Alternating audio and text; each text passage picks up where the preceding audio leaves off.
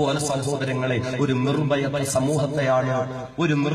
സമൂഹത്തെയാണ് all India imams council പരിചയപ്പെടുത്തുന്നത്.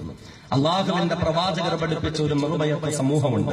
എന്റെ മുന്നിലിരിക്കുന്ന സഹോദരങ്ങൾ, വിശിഷ്യ ഈ കോരിച്ചൊരിയുന്ന മഴയിലും എന്തായാലും ഞങ്ങൾ വന്നതാണ്, ഞങ്ങൾ പിരിഞ്ഞു പോകില്ല എന്ന ആ ഒരു തന്റെ ഇടത്തോടുകൂടിയിരുന്ന നാദാപുരത്തെ എന്റെ പ്രിയപ്പെട്ട ഉമ്മബന്ധന്മാരോട്, ഉമ്മമാരെ, ഓൾ ഇന്ത്യ ഇമാംസ് കൗൺസിൽ മുന്നോട്ട് വെച്ച് ഉയർത്തിപ്പിടിക്കുന്ന ഈ ഒരു പ്രമേയമില്ലയോ, നിർഭയ സമൂഹം എന്ന പ്രമേയമുണ്ടല്ലോ, ആ പ്രമേയം ഇൻഷാ അല്ലാഹ് കേരള സംസ്ഥാനം മുഴുവനും ഞങ്ങൾ ചർച്ച ചെയ്യും.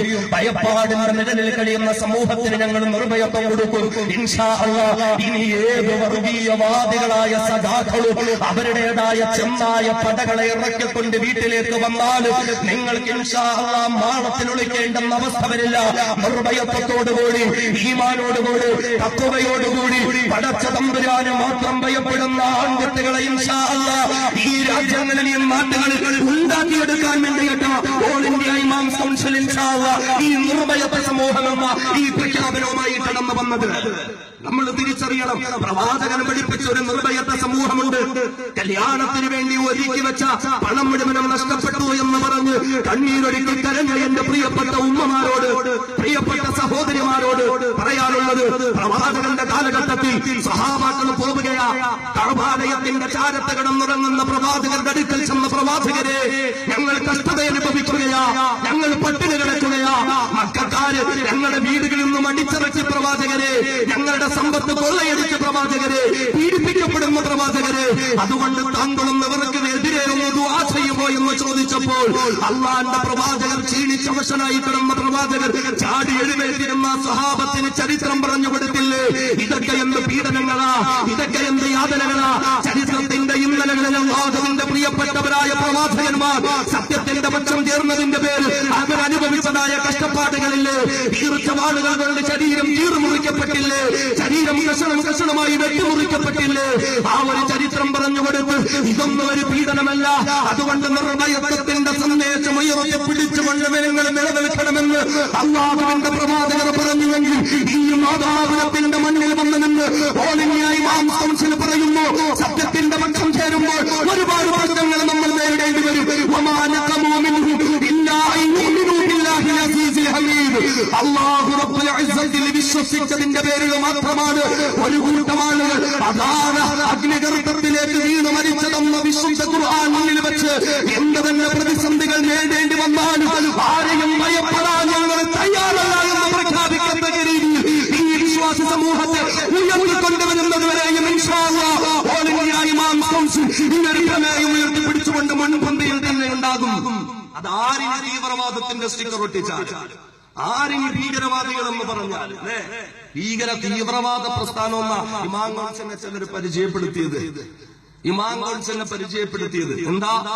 മർദ്ദിത പക്ഷത്തോടൊപ്പം നിൽക്കുന്നതിന്റെ പേരിലോ, ഭയപ്പെടുന്ന സമൂഹത്തിന് നിർഭയത്വം കൊടുക്കുന്നതിന്റെ പേരിലോ, ഈ പറയുന്ന പ്രസ്ഥാനക്കാരുടെ അനുയായികൾ തന്നെ താടി വളർത്തിയ തലപ്പാവ് ധരിച്ച പാവപ്പെട്ട പണ്ഡിതന്മാർ തന്നെ മലപ്പുറം ജില്ലയിൽ കിടന്നുകൊണ്ട് പച്ച വൃത്തികേട് കാണിച്ചവന്മാരുടെ കയ്യിൽ നിന്ന് അടികൊണ്ട് ഭയപ്പാടോടുകൂടി മാളത്തിൽ ഒളിച്ചിരുന്നപ്പോൾ നിങ്ങളെങ്കിലും ഞങ്ങൾക്ക് വേണ്ടിയൊന്ന് സംസാരിക്കണമെന്ന് പറഞ്ഞ് മലപ്പുറം ജില്ലയുടെ ഇമാംസ് കൗൺസിലിന്റെ പ്രസിഡന്റിനെയും സെക്രട്ടറിയെയും വിളിച്ചിട്ട് നിങ്ങളെങ്കിലും ഞങ്ങൾക്ക് നിർഭയത്വം തരണമെന്ന് പറഞ്ഞപ്പോൾ അവിടെ പാർട്ടി നോക്കാതെ, പ്രസ്ഥാനം നോക്കാതെ, വേഷം നോക്കാതെ, ഡിഗ്രി നോക്കാതെ പണ്ഡിതന്മാരെ തൊട്ട് കളിച്ചാൽ ആ കളിക്കെതിരെ ഇമാം കൗൺസിൽ പ്രതികരിക്കുമെന്ന് പറഞ്ഞ് ചങ്കൂറ്റമുള്ള പ്രസ്ഥാനമാണ് ഇന്ത്യ ഇമാംസ് കൗൺസിൽ.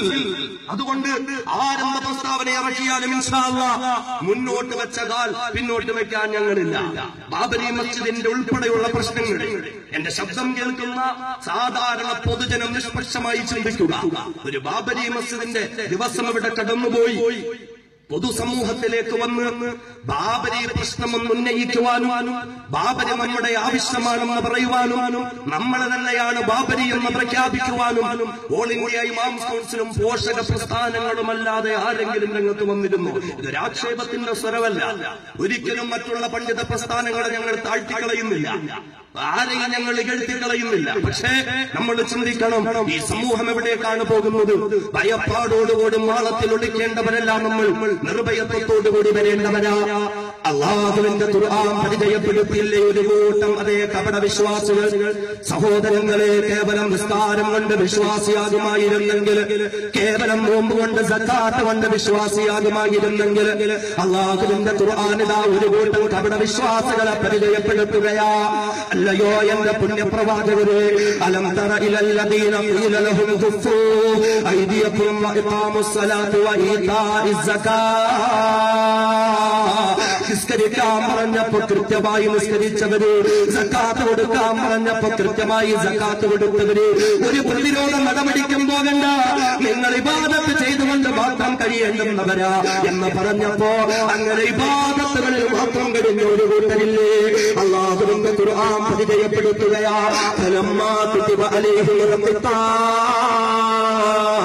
എന്നാൽ ആ സമൂഹത്തോട് നിങ്ങൾ പ്രതിരോധത്തിന്റെ പടകാകളും മുടക്കിക്കൊണ്ട് കിടന്നു വരാൻ പറഞ്ഞപ്പോൾ, മർദ്ദിത പീഡിത ജനവിഭാഗത്തിന് വേണ്ടി നിങ്ങൾ ശബ്ദമുയർത്താൻ പറഞ്ഞപ്പോൾ, ഇതാ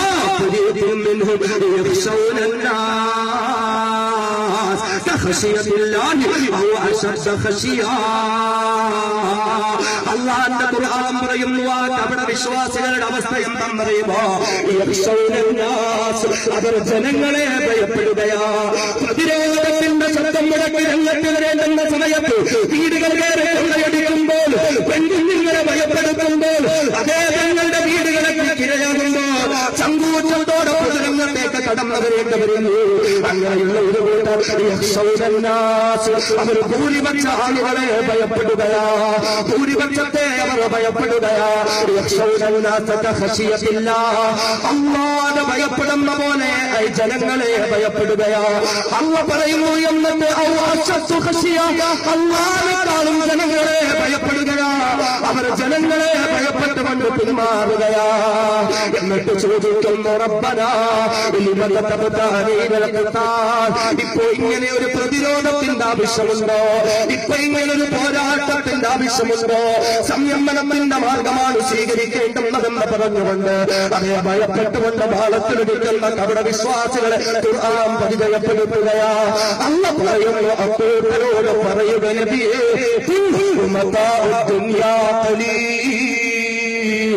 ഒന്ന് പറയുക നബിയേ, ഈ ദുനിയാവിന്റെ അധികാരമൊക്കെ നൈമിഷികമാണതോ? ഈ ദുനിയാവിലെ സ്ഥാനമാനങ്ങൾ നൈമിഷികമാണതോ? ദുനിയാവിലെ സമ്പത്ത് നൈമിഷികമാണോ? പരിപൂർണമായും പടച്ചവരെ ഭയപ്പെടുന്നവർക്ക് മാത്രമാ അന്തിമ വിജയമുള്ളത്, അവർക്ക് മാത്രമാ അന്തിമ വിജയമുള്ളത്. അതുകൊണ്ട് അല്ലാഹുവിനെ മാത്രം ഭയപ്പെട്ടുകൊണ്ട് ഒരാളെയും ഭയപ്പെടാതെ നിർഭയത്വത്തോടുകൂടി ജീവിക്കാൻ പറയട്ടെ. എന്നിട്ട് അല്ലാഹു ചോദിക്കുന്നു, ഐനമാ തകൂനൂ യുദ്രികുമുൽ മൗത്ത് വലൗ കുൻതും ഫീ ബുറൂജിൻ മുശയ്യദാ. സത്യത്തിന് വേണ്ടി കടന്നു വന്നാൽ മരിക്കുമോ എന്ന് ഭയപ്പെടുന്നവരാണെങ്കിലും ഒന്ന് പറഞ്ഞു കൊടുക്കും, നബിയേ, ഐനമാ തകൂനൂ, അവരെവിടെയായിരുന്നാലും എവിടെയായിരുന്നാലും യുദ്രികുമുൽ മൗത്ത്, ഉറപ്പായും മരണം അവരുടെ മുന്നിലെത്തുന്നതാ. വലൗ കുൻതും ഫീ ബുറൂജിൻ മുശയ്യദാ, ഏത് കോട്ടക്കുത്തളങ്ങളിൽ വിളിച്ചിരുന്നാലും ഉറപ്പായും മരണം അവരുടെ മുന്നിലെത്തും. അതുകൊണ്ട് മരണത്തെ ഭയപ്പെടാതെ, ജനങ്ങളെ ഭയപ്പെടാതെ, സൃഷ്ടികളെ ഭയപ്പെടാതെ, സൃഷ്ടാവായ പടച്ചതമ്പുരാനെ മാത്രം ഭയപ്പെട്ടുകൊണ്ട് നിർഭയത്വത്തിന്റെ ബന്ധാക്കളായിക്കൊണ്ട് അതേ പൊതുരംഗത്തേക്ക് കടന്നു വരാൻ അല്ലാഹു റബ്ബുൽ ഇസ്സത്ത് വിശ്വാസി സമൂഹത്തോട് ആഹ്വാനം ചെയ്യുന്നുണ്ടെങ്കിൽ ആ ഒരു ആഹ്വാനത്തെ സ്വീകരിച്ചുകൊണ്ട് ഈ കേരളത്തിലെ ഇന്ത്യ രാജ്യത്തിലെ ജനവിഭാഗങ്ങള് സന്ദേഹത്തോടുകൂടി കടത്തിക്കൊണ്ടുവരാൻ അത് പ്രവർത്തിക്കുന്നതായ പ്രാമാണിക പണ്ഡിത പ്രസ്ഥാനമായ ഓൾ ഇന്ത്യ ഇമാംസ് കൗൺസിൽ ഇൻഷാ അല്ലാഹ് ഈ നിമിഷം മുതൽ കേരളത്തിന്റെ വിവിധ ഭാഗങ്ങളിൽ ഈ നിർഭയത്തെ പറ്റി ചർച്ച ചെയ്യുകയാ. ഇൻഷാ അല്ലാഹ് ഈ നിർഭയത്വ സമൂഹത്തിന് വേണ്ടി ഓൾ ഇന്ത്യ ഇമാംസ് കൗൺസിൽ പ്രവർത്തന രംഗത്തേക്ക് വരികയാണ്. നിങ്ങൾ സഹകരിക്കുവിൻ, അതുമായി ബന്ധപ്പെടുവിൻ, ആ സന്ദേശങ്ങൾ ഉൾക്കൊള്ളുവിൻ. നാഥനായ തമ്പുരാൻ നമുക്കെല്ലാവർക്കും തൗഫീഖ് നൽകുമാറാകട്ടെ. ഓൾ ഇന്ത്യ ഇമാംസ് കൗൺസിലിന്റെ പ്രവർത്തനങ്ങൾ അൽഹംദുലില്ലാഹ് മാതൃകാപരമായ പ്രവർത്തനങ്ങൾ, മാതൃകാപരമായ പ്രവർത്തനങ്ങൾ, അഭിമാനത്തോടുകൂടി തന്നെ പറയുകയാണ്, മാതൃകാപരമായ പ്രവർത്തനങ്ങൾ. അൽഹംദുലില്ലാഹ് നിങ്ങൾ ആ പ്രവർത്തനങ്ങൾ അറിയണം, അതുമായി സഹകരിക്കണം. അല്ലാഹു റബ്ബുൽ ഇസ്സത്ത് തൗഫീഖ് നൽകുമാറാകട്ടെ. നിങ്ങൾ ചുരുക്കി ഒരു പുതിയ പ്രസ്ഥാനമൊന്നും ഞങ്ങൾ കൊണ്ടുവരികയല്ല. ഇത് പറയാൻ എനിക്ക് അവകാശം